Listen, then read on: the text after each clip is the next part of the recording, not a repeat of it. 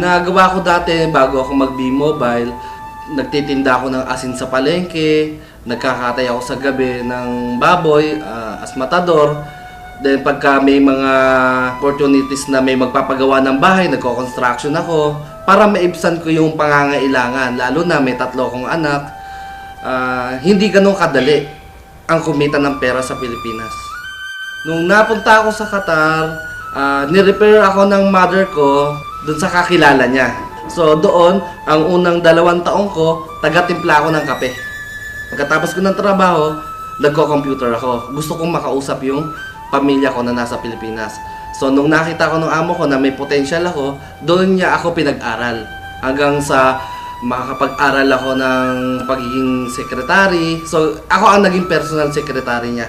Nalaman ko ang B-Mobile nung nakita ko yung link sa YouTube. Naghahanap ako ng extra income talaga. So tinry ko lang, kinilik ko lang yung link na yon. Nakita ko yung high friend video. So doon, nakita ko na kikita talaga ako sa business ng B-Mobile.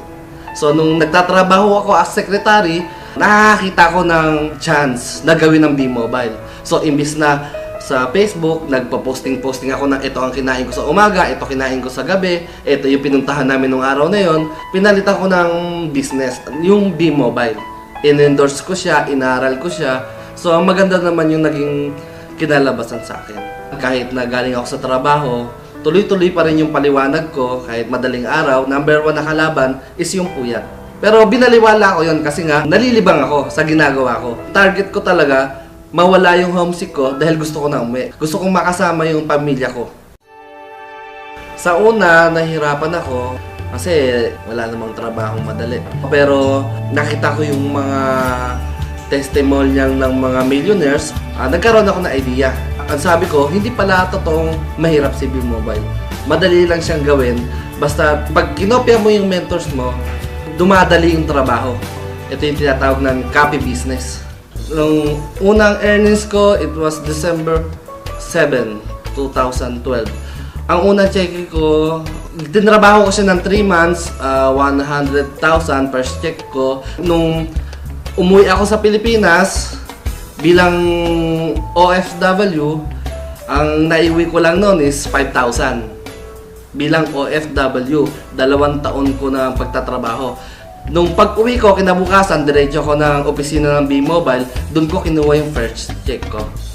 Totoo pala yung sinasabi nila na habang tumutulong ka sa ibang tao, nagiging successful ka. Number 1 na naging rejection sa akin yung mother ko na baka hindi ka kumita. Pero nagdire-diretso pa rin ako. Nagtuloy-tuloy ako. Kasi mahina nga ako sa pag-i-invite. Ang ginawa ko, yung mga nagpo-post lang ako sa mga fan page. So yung mga nagpo-post sa fan page, tinatanong nila kung paano gawin si B-Mobile. Naka-invite ako doon. So yung mga invite nila, tinutulungan ko. Yung network ko, doon nagsimulan lumaki. Kailangan i-duplicate mo ang sarili mo sa ibang tao. Pag hindi nila alam gawin ng business, kailangan tulungan mo sila para rin sa ikasa-success mo. Malaki ang pinagbago sa sarili ko nung sumali ako sa B-Mobile. 3 yung anak ko na pag-aaral ko. Wala naman akong ibang trabaho. Full-time B-Mobile lang ako. Ang binago niya, nababayaran ko na yung bill ko sa tubig, sa kuryente. Nakabili ako ng motor. Nakabili ako ng owner.